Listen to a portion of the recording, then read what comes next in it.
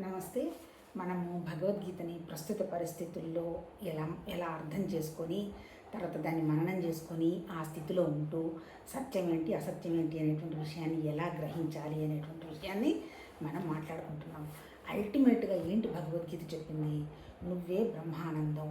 అందుకని ఏంటి, నువ్వు హ్యాపీగా ఉంటూ అంటే 24/7 నువ్వు ఈ హ్యాపీనెస్‌ని ఎక్స్‌ప్లోర్ చేయగలగడమే భగవతత్వం అని చెప్పింది.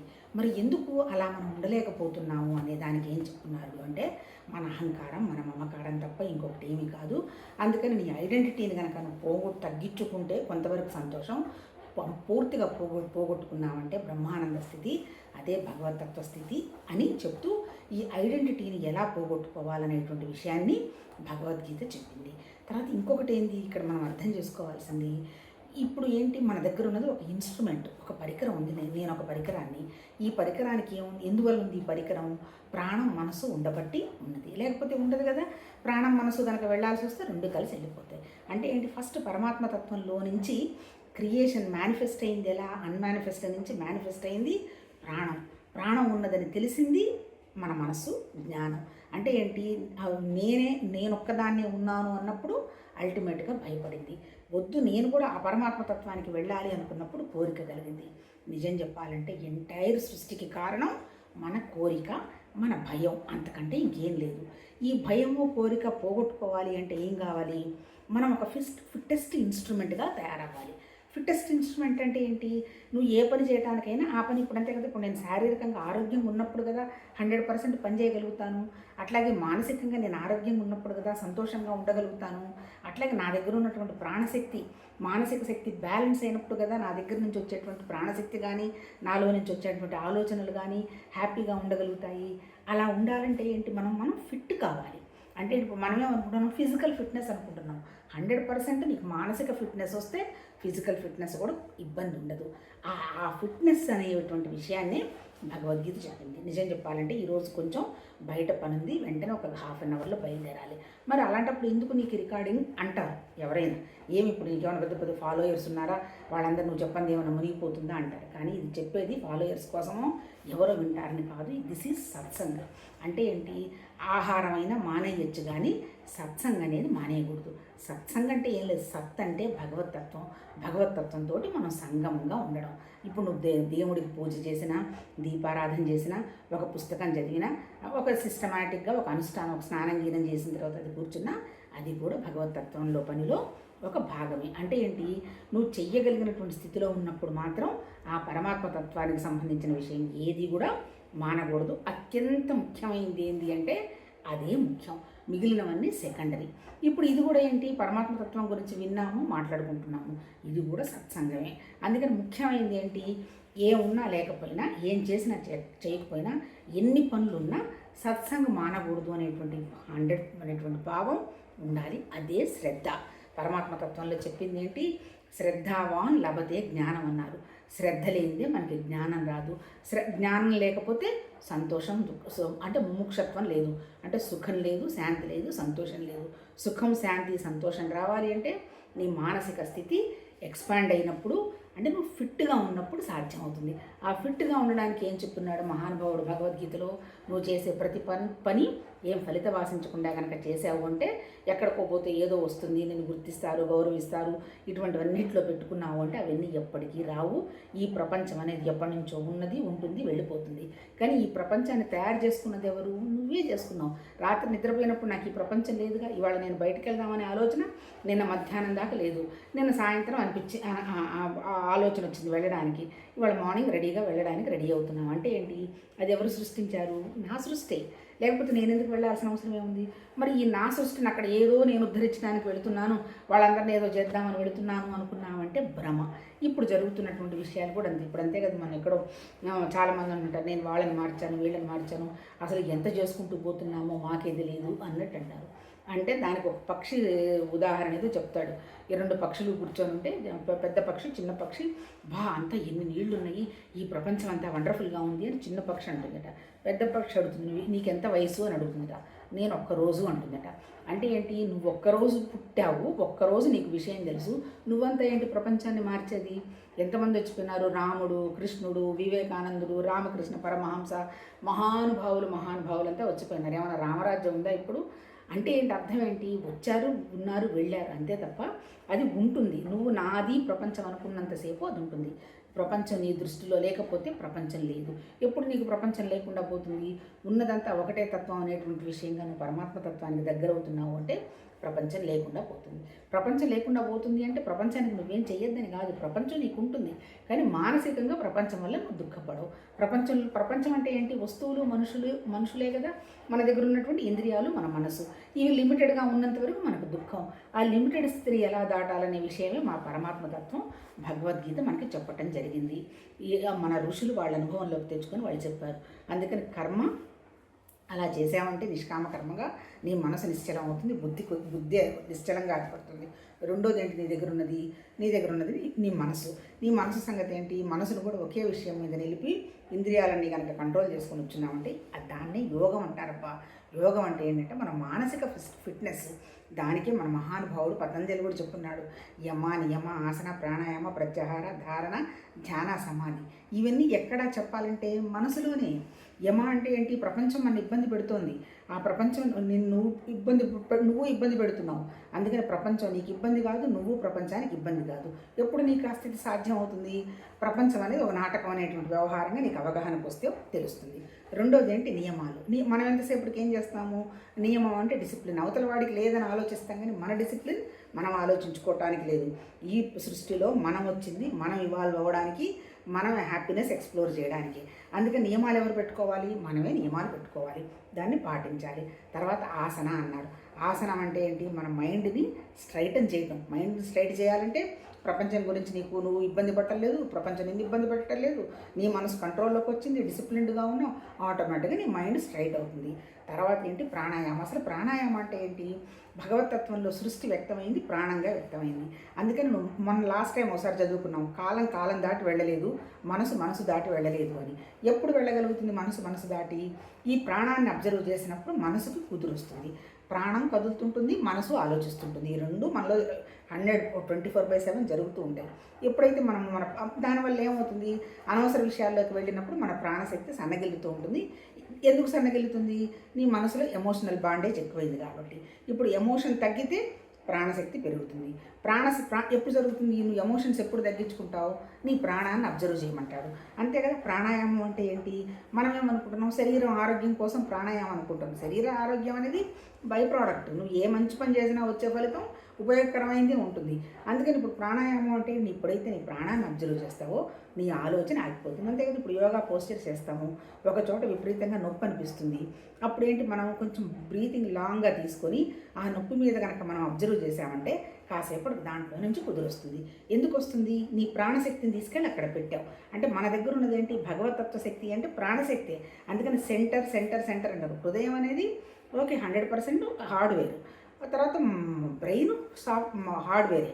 మరి మనకు ఉన్నటువంటి ఆలోచనలు, మన సెంటర్, మన దగ్గర ఉన్నటువంటి భగవతత్వం, ఈ ప్రాణశక్తి, అది ఎనర్జీ అనమాట. అంటే లోపలేమో బయట నుంచి గాలి తీసుకుంటాము, లోపల గాలి తీసుకుంటున్నప్పుడు లోపల ప్రాణశక్తి ఉంటేగా బయట గాలి ఎంతైనా నీకు పనికి వస్తుంది. అందుకని లోపల బయట ఉన్నదంతా పరమాత్మతత్వ శక్తి.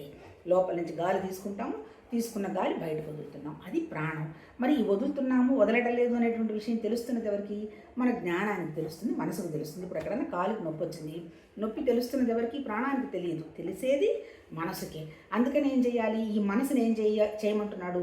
ఈ మనసుని నీ ఊపిరి మీద పెట్టమంటున్నాడు. అది ప్రాణాయామం. ప్రాణాయామం అంటే ఎప్పుడైతే నీ ప్రాణం మీద నీ మనసు పెట్టావో నీకున్నటువంటి ఆలోచనలు ఆగిపోతాయి. ఎప్పుడైతే నీ ఎమోషన్స్ ఆగిపోతాయో నీ మానసిక శక్తి, నీ ప్రాణశక్తి పెరుగుతుంది. ప్రాణశక్తి నిజంగా ఈ రెండు ఎప్పుడు పెరుగుతాయి? నీకు అనవసరం ప్రపంచానికి సంబంధించిన విషయాల్లో నుంచి నువ్వు దుఃఖంలో నుంచి బయటపడితే, నువ్వు తయారు చేసుకున్నటువంటి నీ వాసనల్లో నుంచి నువ్వు బయటపడితే అప్పుడు నీకు మనసు ప్రాణం మీద నిలబడుతుంది. ప్రాణశక్తి ఏమో సింపుల్గా నిదానంగా బ్రీతింగ్ తీసుకుంటుంది, ఆటోమేటిక్గా నీ ఎనర్జీ లెవెల్ పెరుగుతుంది. ఇప్పుడు చెప్పింది ఏంటి భగవద్గీతలో? కర్మ. ఇప్పుడు యోగం. యోగం అంటే ఏంటి? నీ మనసుని స్ట్రైటన్ చేయడం. ప్రాణాయామం అయిపోయింది. ఆటోమేటిక్గా నీ మనసు నీ ప్రాణం ఎలయంలోకి వచ్చిన వెంటనే ప్రత్యాహారం, నీ మనసు అనవసరపు విషయాల్లోకి పరిగెడదు. ఇది ఉపయోగమా, ఇది ఉపయోగం కాదా అనేటువంటి వివేకం వస్తుంది. అయిపోయింది కదా. యమ నియమ ఆసన ప్రాణాయామం తర్వాత ధారణ. నువ్వు ఏంటి ధారణ? నేనే భగవతత్వం తప్ప ఇంకొకటి ఏమీ లేదు. అణువు పరమాత్మ తత్వమే ఉన్నది. నాకు సపరేట్గా ఏ వాసనలు కోరికలు ఇంకా నాకు అవసరం లేదు. ఇప్పుడు పరమాత్మ తత్వం ఇచ్చిందంతా చాలా ఎక్కువ, ఇంకా నాకు అవసరం లేదు అనేటువంటి స్థితి నీకు ఎప్పుడైతే వస్తుందో ఆటోమేటిక్గా ప్రపంచం మీద మన వ్యామోహం కొంచెం తగ్గి లోపల నా ఆలోచన లేనిది, నా పరిస్థితి ఏంది, నేను మంచిగా ఆలోచిస్తున్నానా, నేను ఆలోచిస్తున్నది సబబా కాదా అనేటువంటి ఒక వివేకం వస్తుంది. అప్పుడు ఏంటి? లోపల నన్ను నేను నా స్వభావాన్ని మార్చుకోవడానికి ప్రయత్నం చేస్తా. మన స్వభావం మారందే ఏ మిరకిల్స్ జరగవు. ఆధ్యాత్మిక సాధనంతా మన మనసు మీద పనిచేసుకుంటూ మన గుణాలని, మన స్వభావాన్ని మార్చుకోవాలి. అంటే ఏంటి? బయటకు పరిగెడుతున్నది లోభం, కోరికలు, ఆ తర్వాత లేజినెస్. ధర్మం అంటే పొద్దున్నే లేచి అదే దీపమో బోపమో పెట్టుకుని పరమాత్మ తత్వానికి వెళ్ళేంత శక్తి తమో గుణంలో ఎక్కడొస్తుంది? లేదు. రజోగుణంలో నాకు అది కావాలి ఇది కావాలని ఆలోచన. సత్వగుణం నేను హ్యాపీగా ఉన్నాను, హాయిగా అర్థమైంది, ఇంకా నాకేం అక్కర్లేదు అనేటువంటి సుఖం. ఈ 3 సుఖాలు కాదు, ఉన్నదంతా ఒకటే భగవతత్వం అనేటువంటి విషయాన్ని నీకు ఆలోచన రావడం కొద్ది జరిగితే అప్పుడు నువ్వు లోపలికి వెళ్ళడం, లోపల ఆలోచించడం, ఏంటి సత్యమా కాదా అని గ్రహించడం చేస్తావు. అది ప్రత్యాహారం.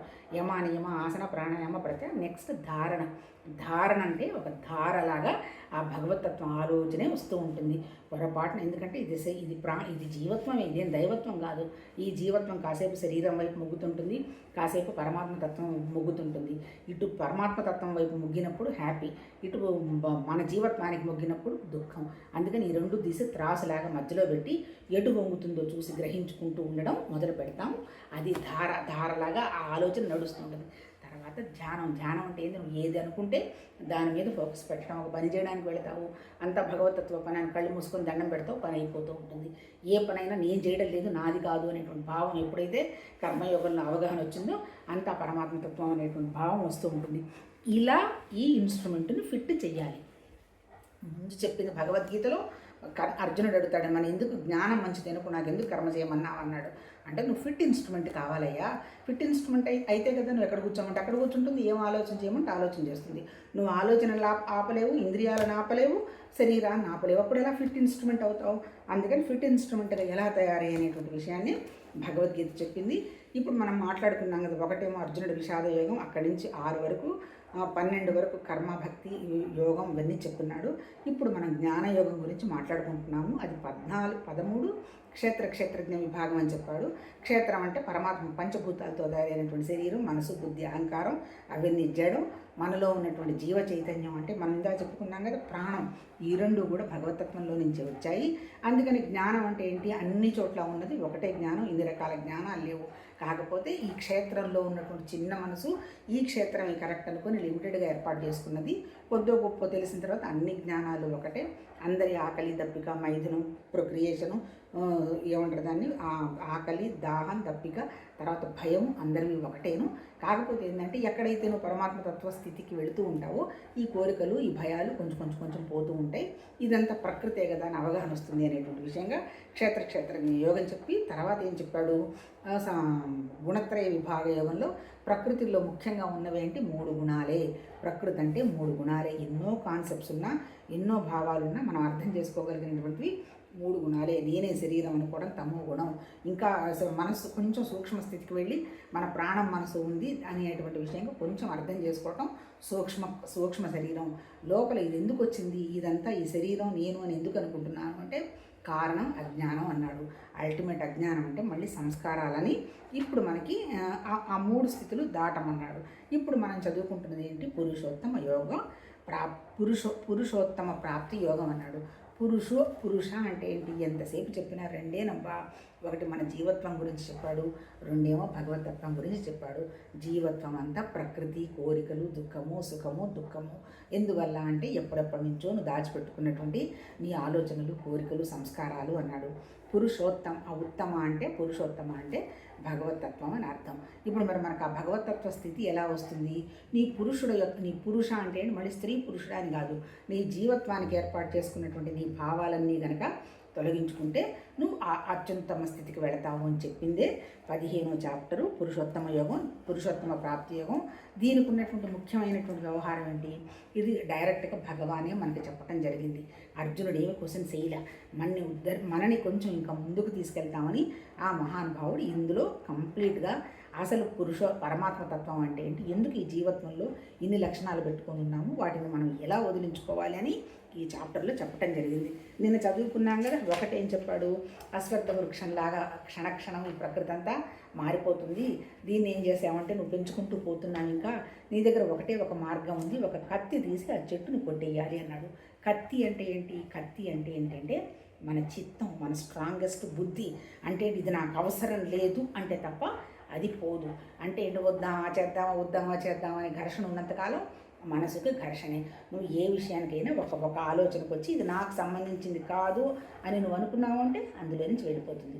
కాకపోతే ఇక్కడ ఏంది, సరిగా అర్థం చేసుకొని తెలివిగా మంచిగా ఆలోచిస్తూ మంచి దృష్టికి వెళ్ళడం అనేది సహజం. ఇప్పుడు మనం ఏంటి, డిప్రెషన్, ఇప్పుడు నాకు షుగర్ వచ్చింది, స్వీట్ వద్దు అనుకున్నాము, తినాలని మనసులో ఉంటుంది, అయ్యో నేను తినలేకపోతానే బాధపడతాం. షుగర్ రాలేదు అయినా నాకు స్వీట్ మంచిది కాదు అనే ఒక అవగాహన వచ్చింది, వద్దు స్వీట్, డిస్పాషన్. అంటే ఏంటి, అల్టిమేట్గా చెప్పింది ఏంటంటే భగవద్గీతలో అంటే వైరాగ్యము, వివేకం ముఖ్యం.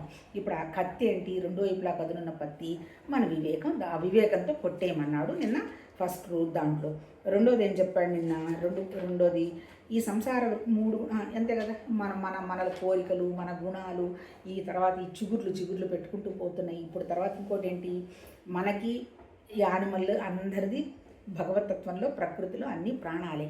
కాకపోతే మన ప్రాణానికి వాటి ప్రాణానికి తేడా ఏంటి, వాటికి మళ్ళీ సంస్కారాలు ఏర్పడవు. అంతే కదా, ఆకలిస్తే తింటాయి, పిల్లల వ్యవహారం కావాలంటే ఆ ప్రాసెస్లోకి వెళతాయి, భయం వేస్తే అరుస్తాయి, ప్రాణం పోతే వెళ్ళిపోతాయి. అంతే తప్ప వాటి భాషతోటో వాటి ఆనందంతోటో వాటి లైఫ్ని ఎక్స్ప్రెస్ చేయవు. కానీ మనకు వచ్చిన అదృష్టమో దురదృష్టమో ఏంటి, మనం కొత్త సంస్కారాలన్నీ ఏర్పాటు చేసుకునేటువంటి అవకాశం మన మనసుకు ఉంది. ఇప్పుడు మనకు జరుగుతుంది అదే కదా, ఎక్కడో ఆది మానవుల స్టేజ్ నుంచి వచ్చిన వాళ్ళు ఇనుము కనుక్కున్న తర్వాత కార్లు, బంగ్లాలు అన్నీ వచ్చేసాయి. ఇనుము వల్లనే ఇదంతా వచ్చిన తర్వాత ఇప్పుడు ఎక్కడికి వెళ్ళిపోయినాము, ఇప్పుడు మనం ఒక సిస్టమ్ ముందు కూర్చొని ప్రపంచం అంతా మాట్లాడే వ్యవహారంలాగా వెళ్ళాం. ఇంకా భౌతిక అభివృద్ధి చెందుకుంటూ పోతోంది. ఈ పోతున్నప్పుడు నాకు అది రాలేదే, పక్క వాళ్ళు అనుభవిస్తున్నారు అనేటువంటి భావం నాకు వచ్చిందనుకోండి, ఆ కోరిక తీరలేదనేటువంటి బాధలో ఉన్నాననుకోండి, మళ్ళీ అవి కోరికలు కొత్త చిగురులేగా. మరి అంటే ఏంటి, ఆ పాతవి ఉన్నాయి, ప్రస్తుతం ఉన్నాయి, ఇంకా రాబోయేవి కూడా ఉన్నాయి. ఇలా తయారు చేసుకుంటూ కూర్చున్నాము. మరి వాటిని ఎలా వదిలించాలి అనే దానికి ఏం చెప్తాడు, అన్ని లోకాలను క్రింద పైన వ్యాపించున్నాయి అంటాడు. దానికి ఏం చెప్తున్నాడు అంటే ఒక 5 పాయింట్లు చెప్తున్నాడు. అబ్బా, సంసార ఈ శాఖలు ఇట్లా వ్యాపించున్నవి అని నిన్న మనం చదువుకున్నాం కదా. మూడోది మళ్ళీ ఇంకొకసారి చదువుతాం. ఈ సంసార వృక్షం బాగుగా పరిశీలించి చూచినచో ఇందు వర్ణించబడే రీతిగా లభ్యము కాదు. ఏలనన్నా ఇది ఆదియు అంతము సరైన స్థితి లేనిది. ఇప్పుడు ఏమనుకుంటున్నాము, నేను అది చేశాను ఇది చేశాము అనుకుంటున్నాము. నిర్మాణ దోష అంటాడు ఫస్ట్. నరూపమస్యే తదోపలభ్యం అంటే అర్థం ఏంటంటే, ఇప్పుడు ఈయనేం చెప్తున్నాడు అంటే ఏంటి, నా వల్లే అనుకుంటున్నారు. ఇదంతా మనం చేస్తున్న వ్యవహారం కాదు, భగవతత్వ శక్తిలో ఉన్నటువంటి ఒక విల్లు, ఒక ఇచ్ఛ, దానివల్లనే సృష్టి అంతా ఏర్పడుతుంది. ఇప్పుడు మనం ఏమనుకుంటాం, అంతా నా వల్లే జరుగుతుంది, నేను చేస్తేనే ఇదంతా ఉంది, నేను లేకపోతే ఏమీ లేదనుకుంటున్నాము. అది ఉట్టి భ్రమ. నీ వల్ల నా వల్ల ఈ భౌతికంగా కనపడుతున్నటువంటి ఏ విషయం వల్ల ఏమీ కాదు, ఎవరికి ఏమీ తెలియదు. ఆ పరమాత్మతత్వం యొక్క స్థితి ఒక నియతి ప్రకారం నడుచుకుంటూ పోతుంది. అది ఎప్పుడు మొదలైంది, ఎప్పుడు నడుస్తుంది, ఎప్పుడు అంతమవుతుంది అనేటువంటి విషయం మన అవగాహనకి ఇప్పటివరకు ఎవరికి అందలేదు. అందుకని ఏం చెప్తున్నాడు, నీ ప్రపంచాన్ని నువ్వే సృష్టించుకున్నావు తల్లి, కనీసం నువ్వు సృష్టించుకున్నటువంటి భౌతిక ప్రపంచాన్ని చిన్నగా నువ్వు నీ బుద్ధిని ఉపయోగించి వివేకంతో నన్ను తొలగించుకొని చెప్తున్నాడు. తర్వాత ఏంటి, అహంకార మమకార రూపములైన దృఢమైన వేర్లు ఊడలు గల ఈ సంసార రూప అశ్వత్థ వృక్షాన్ని నిశితమైన వైరాగ్యం అనే శస్త్రంతో ఖండించి తీసేయి అన్నాడు. అంతే కదా, మన జీవితం ఏంది, అవమానం, నాకు ద్వేషం వీళ్ళతో నేను పలకను, గౌరవం, వీళ్ళంత గొప్పవాళ్ళు లేరు, నాకు ఇక్కడికి పోతే వాళ్ళు అది ఇచ్చారు ఇది ఇచ్చారు అని. అంటే ఇటువంటి స్థితిలో ఉన్నటువంటి మనము వీటిని తీసేయడానికి వచ్చినటువంటి మార్గం ఏంది అంటే ఏంటి, వైరాగ్యం అనేది శస్త్రంతో అన్నట్టు. అక్కడేం చెప్పాడు, వివేకంతో తోసేసుకో అన్నాడు. ఇక్కడ ఏం చెప్తున్నాడు? వైరాగ్యం అన్నాడు. ఇప్పుడు అల్టిమేట్గా చెప్తున్నది ఏంటి? నిన్న మాట్లాడుకున్నట్టున్నాం కొంతసేపు. వివేక వైరాగ్యాలు ఏంటి?